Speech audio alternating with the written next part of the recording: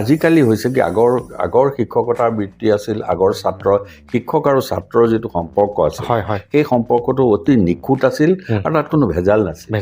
শিক্ষকে ছাত্ৰক একদম নিজৰ ল'ৰা ছোৱালীৰ দৰে মৰম কৰিছিল, পঢ়াইছিল, আৰু ছাত্ৰইও শিক্ষক নিজৰ পিতৃ মাতৃৰ দৰে জ্ঞান কৰিছিল।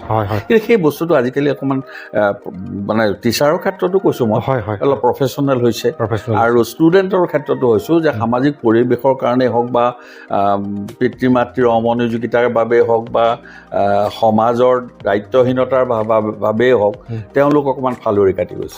গতিকে এই যে মানে ডেভিয়েট হৈছে, তেওঁলোক যে অকণমান আঁতৰি গৈছে, তাৰে ফলস্বৰূপে সেই আগৰ পৰম্পৰা আগৰ যিটো স্থিতি, সেই স্থিতিত এতিয়া আমি দেখিবলৈ নাপাওঁ, অকণমান ব্যতিক্ৰম।